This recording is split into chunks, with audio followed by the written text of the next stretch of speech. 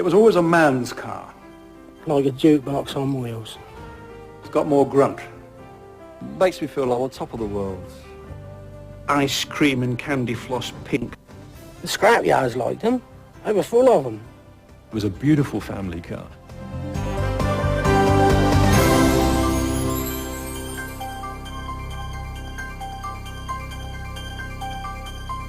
Well, the Vauxhall company in its very early days made tugboat engines. I mean, it was called the Vauxhall Ironworks then. It was on the Thames in the Vauxhall Bridge area of London.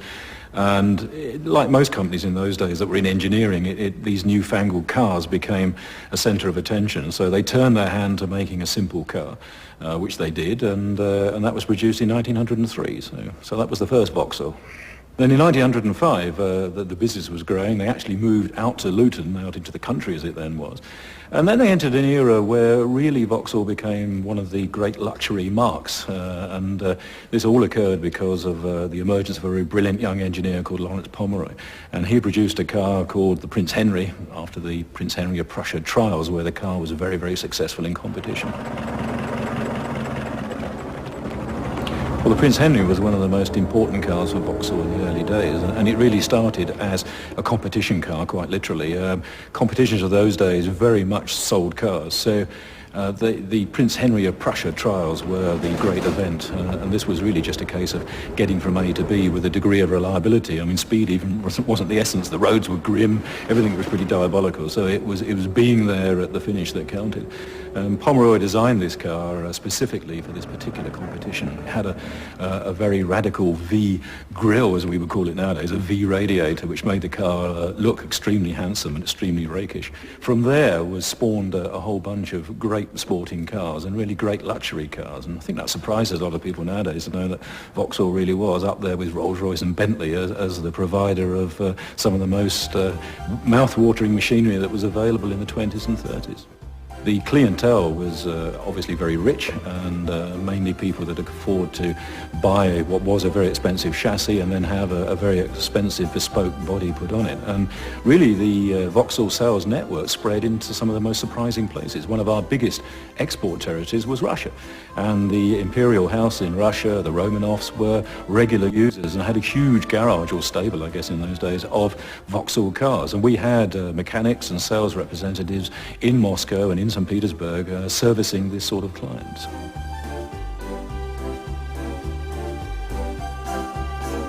In 1914, Mr. Higginson, who was the manufacturer of the Autovac, which was like the petrol pump of modern times, it supplied engines with fuel, very important man, and he needed a car to win at Shelsley Walsh, which was a hill climb in Worcestershire and was the leading competition event of that particular time. Well, Vauxhall Motors undertook to make him this car, and believe it or not, in 3 months they produced the first 3098. It's the sort of thing you couldn't do these days, because you can't design a car from scratch in 3 months, including the chassis, the engine, and all the running components. So Vauxhall Motors did what was then an amazing feat, an impossible feat now.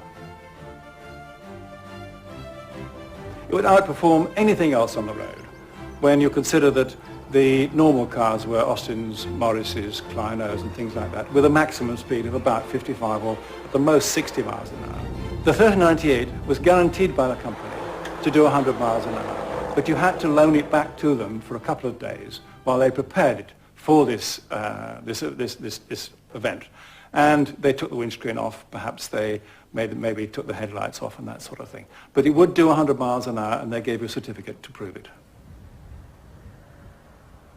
It was always a man's car. It was the man of the house's car. He would drive it normally on the roads. He'd go to the office or do whatever he had to do with it. At the weekends, he could easily take it and perform well at places like Brooklands in a sprint or a short race, and drive it back home again with no trouble at all.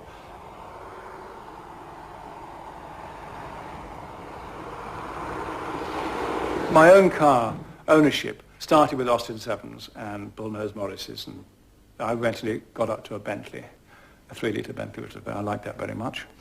But then I bought this car here in 1969 and ran this car and the Bentley together for about 3 years.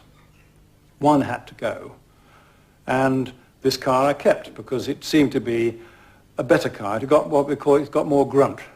It takes off the mark better. And so we kept this car instead of the Bentley. It must have been the best car Vauxhall ever made. 1925 was a really momentous year, a watershed year for the Vauxhall Motor Company, because that was the year that General Motors of the United States bought Vauxhall.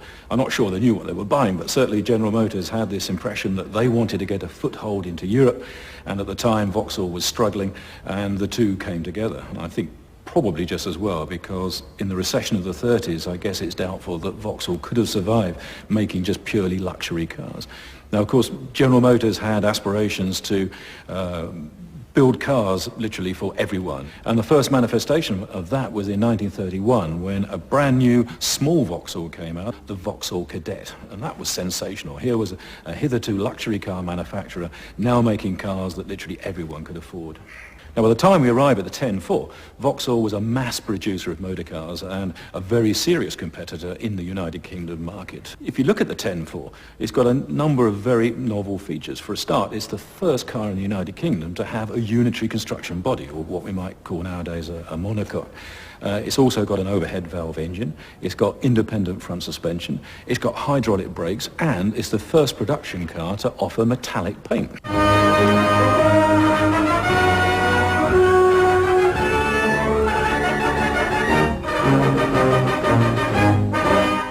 On the roads of every motoring country in the world, and now run the two new models of the famous Vauxhall company, the 2¼ litre Velox and its younger brother, the 1½ litre Wyvern. Both embody all the latest features of the high-class motor car. The independent suspension system is progressive, automatically meeting surface conditions. Obviously, there's loads of room for luggage. The trunk also accommodates the spare wheel. Note the press-button fuel filler cap. The screen wipers, when switched off, automatically rest at the bottom of the screen, thus overcoming one of the minor annoyances of motoring. After the war, we started to make some cars, started with the L-Type, but principally the first car where I think people really go, wow, and look at some of our cars, is the Vauxhall Wyvern. It came out in 1953, and it was the first car where not only did we have North American engineering, but plainly we had North American styling, and my father had one, and I can remember being enormously proud of this car and polishing all the chrome, of which it has quite a lot. It was an amazing car. It drove very well. It was a beautiful family car, but it had that North American sparkle, and of course in the 50s and indeed in the 60s, the United States was where it was at with car design.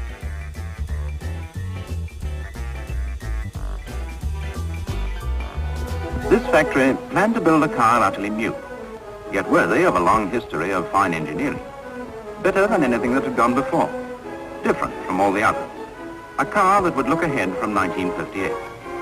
But England can't provide all the testing grounds that modern car designers need. So they put their prototypes in an air freighter and headed them for the autobahns and rugged mountains of Europe. It's lucky these men are good drivers as well as good development engineers. See what I mean?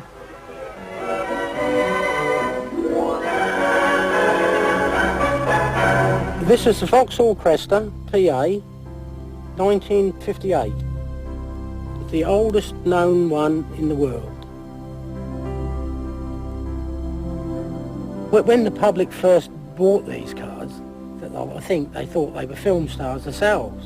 Big bloody Yanks and chewing gum, yang yang. I don't particularly like the Yanks, but I like the cars. Lots of chrome, like a jukebox on wheels. Fins sticking up at the back, Batman. Some of the real unusual things about the car was the curved glass. It's a proper American idea. And the early one like this had 3 rear windows. About your knee every time you open the door. That was good, you never forgot that. That was good, that was. Especially if you'd had a couple of pints of beer, it sort of sobered you up a bit. You know, it was good, that one. And then, of course, a lovely big back seat. If you sort of picked up a girl, you was sort of all right there, you know, as well. Surely this is a great day for any family. The finer the car, the sweeter the joy. And there are no sweeter lines in fine cars than this new Vauxhall Cresta shows. This is motoring in the modern shape, graced in the colors of tomorrow, set off in its distinctive style by bright work of chrome and stainless steel. This is the shape that is low, wide, and handsome. Vauxhall have marketed themselves very contradictorily. If you take the 50s, where they produced these ice cream and candy floss pink cars, modelled on obviously GM in America, they then marketed them to the roast beef and Yorkshire pudding and the pipe smoking brigade. And unlike most other family cars, they included large numbers of people in their advertising, and the people are ultra respectable. So you get grey-haired businessmen, golf clubs, sitting inside bright pink Cadillac-styled PA Vauxhalls. You get respectable ladies with white gloves loading luggage and shopping into the back of early Victors. And there is no reference to the exciting styling, no reference to the transcontinental elements of the style at all in the brochures. They were almost perhaps ashamed of their styling and trying to pretend that you could still be very traditionally British and buy these extravagant and exuberant cars. Here's finger light control. Here's boldness in the details that count for so much. Here's a safe car with the unequal vision of a panoramic screen. Easy to park with full-width rear vision. Satisfying in its interior appointments, especially in my lady's critical esteem. Everybody loved these cars, but the rust, tin worm, what we call it, that rust, I suppose, terrible. Especially the back wings used to nearly fall off, used to flap along the road. The petrol filler, another thing, there's a little drain, water drain there, and they used to block up, and then the water used to fill up the petrol tank. So, you know, when you was ready to go, you couldn't bloody go nowhere. I like Vauxhalls because they're different. You know, everybody wring their heads off when you drive past. Nothing like it today on the road. The modern plastic rubbish don't appeal to me at all. This is the ultimate machine.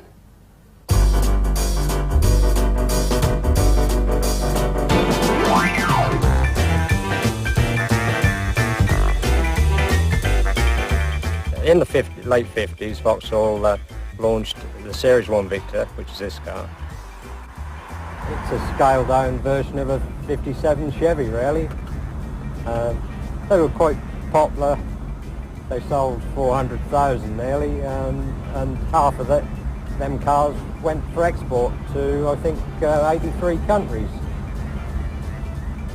I think that this Vauxhall Cresta and the Victor done very well for Vauxhalls till they started falling to pieces. I went downhill then rapidly. The scrapyards liked them. They were full of them, stacked up everywhere. Hundreds of them. There was more in the scrapyards than there was in the factories.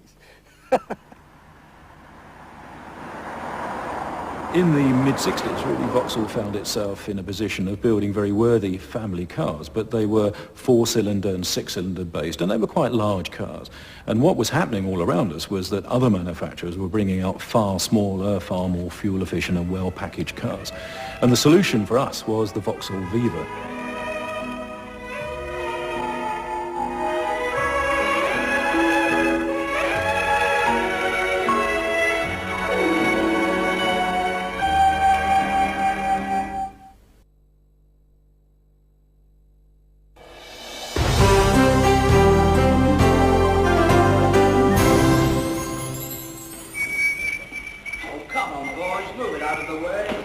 Morning, David. Where's the tea? It won't be a moment, Joe.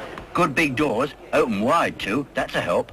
Another working light, please. Thanks. Now I want to show the bucket-type front seats, the instrument panel, the parcel shelf. I like this. Yes, the two-colour trim and the new armrest. Yeah, where's all that going? In the boot. You'll never get all that lot in. The wrap-around rear seat, the padded armrest. Okay if I try for size, Joe? Help yourself. Biggest cameraman in the business. See? Bags of room. Polishes itself. Magic mirror, they call it. Up to 80, no trouble at all. Big brakes. How's about that then, Joe? 4-speed all-synchro gearbox. You know, I think I'll get a Vauxhall Viva myself. The Viva moved Vauxhall into a new area, and their marketing right from the start was very safe, and as with previous marketing, very family orientated, so that their materials showed happy families. There's one brochure I recollect with a father looking at his son with a small model boat, mother smiling proudly at her daughter. You have shots of a Viva against a timbered building. You have shots of Vivas on holiday, but of course when they were on holiday they were on rather windy beaches in England. They weren't in exotic locations. This is certainly the car for men who want to get there. But as all days are not summer, not all drivers care so much about making fast journey time. The man who drives for economy with some care can get 50. And money saved on petrol for many families today is money to spend on other needful things. Things for the home, maybe.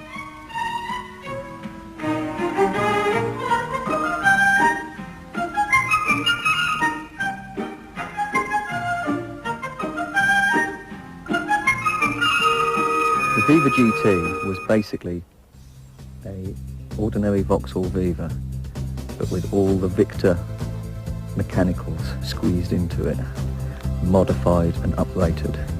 It was basically a big car inside a small body, and it was the first true 100 mile per hour family saloon.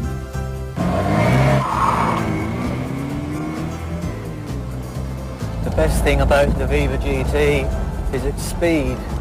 The torque from the engine really does thrust you back into the seat.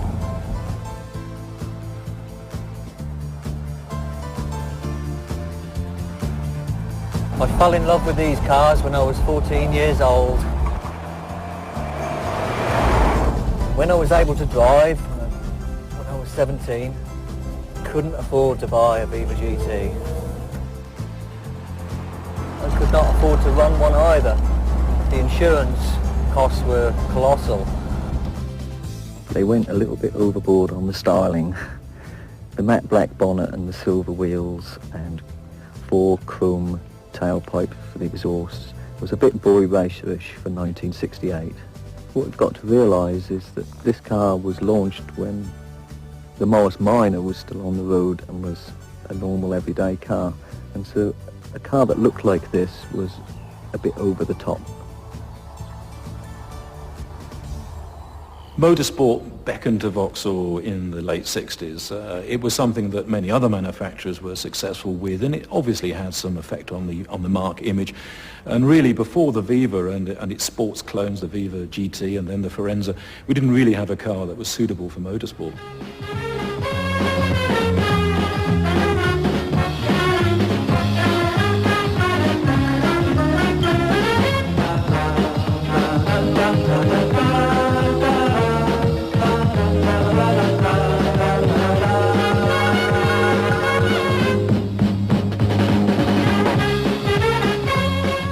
Star of the Vauxhall range, she's an engineering thoroughbred.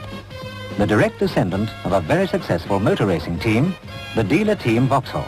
It was really a General Motors policy of the day that said that General Motors divisions shouldn't be directly involved in motorsport. So the way round that for the enthusiasts of the day was to get the dealers to go racing for us. So we formed a team called Dealer Team Vauxhall, DTV, and really we had an amazing driver, a man with a great character called Jerry Marshall. And Jerry used to drive the Viva GTs and then the Forenzas in what was then saloon car racing. And really we became synonymous with success in the saloon car field, particularly with the Forenza. The involvement with motorsport was quite crucial. It's very difficult to evaluate in pound note terms what it does for you, but definitely people identify with a successful motorsport product, even if they are only able to afford the ordinary version of the car. In the mid-1970s, Vauxhall really found itself in a deep crisis. For a variety of reasons, sales were absolutely rock bottom. In fact, I was with the company at the time. If I remember rightly, we were down to about 7.5% market share. And really, I think General Motors had so many attempts at breathing life into Vauxhall that they really felt they should perhaps lock the door and throw the key away this time. So it was crisis time. Vauxhall look towards the 1980s and introduce an entirely new range of cars, the Cavaliers.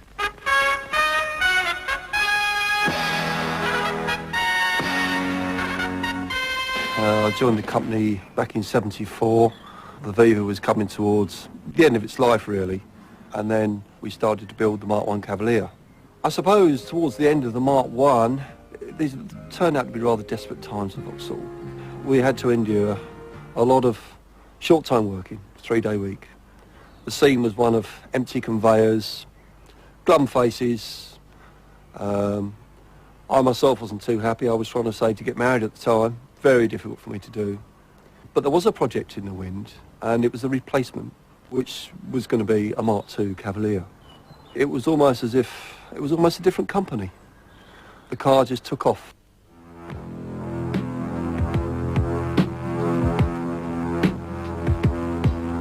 The most significant thing, it was a front-wheel drive. All our main rivals were still struggling along with rear-wheel drive cars. The all-new engine was a fuel-injected, powerful engine, which made it very economical, made it very competitive. I think it was a really user-friendly car because it soon became a favourite of the fleets. All the fleet buyers were going Cavalier. And when you consider that 75% of probably all major manufacturers, what they build go to fleet cars, that was a good competitive market to get in. Cavalier was also marketed as the family car. And if you bought a Cavalier, you were going to be very safe, very respectable, and you have cricketing scenes, for example, in modern Cavalier brochures. You have very much the traditional staples of the English scene. No suggestion that if you buy a Cavalier that you're being at all radical. Nothing extravagant happened in a Cavalier. The Cavalier convertible is very much a collectible item now. It's recognised throughout the classic car world as such.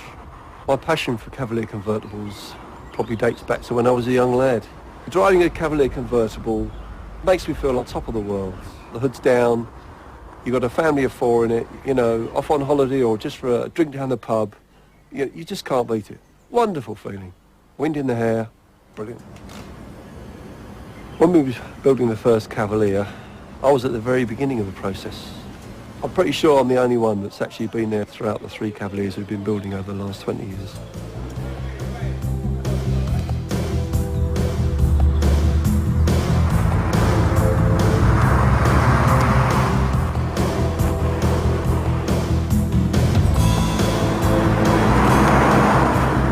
The modern Vauxhall is an extremely good vehicle. It's catering for the mass market. It's a different total market to that which Vauxhall's originally catered for. One may not think of Vauxhall as a luxury car. At that time, the Vauxhall was a really sought-after car and an expensive car to buy. Quite different from today, when it is the car for everybody.